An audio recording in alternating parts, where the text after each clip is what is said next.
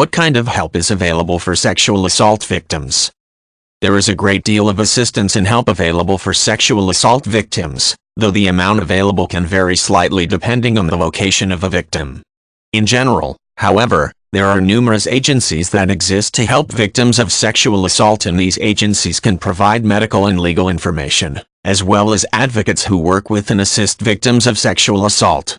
Family and friends can also often provide help for sexual assault victims, especially when they are willing to understand what happened and make efforts to be actively helpful.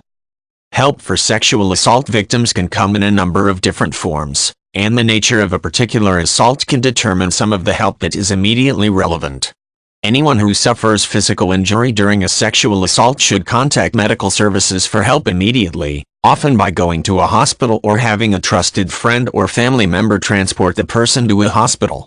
There are also a number of agencies and groups that exist to provide assistance to sexual assault victims, including the National Center for Victims of Crime, NCVC, and the Rape, Abuse and Incest National Network, RAIN.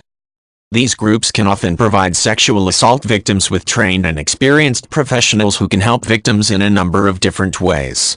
Advocates can be found through such groups who can work with victims to help them through medical and legal procedures the victim may go through. Research has found that more victims are willing to report a sexual assault to law enforcement when assisted by an advocate, and that such reports are often done with greater confidence and a stronger sense of protection due to the advocate.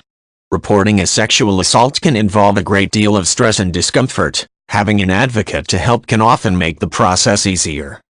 There are also a number of groups and organizations that exist on the internet to provide help for sexual assault victims. These include an abuse, rape, and domestic violence aid and resource collection, Aardvark, Pandora's Project, and websites for RAIN and NCVC.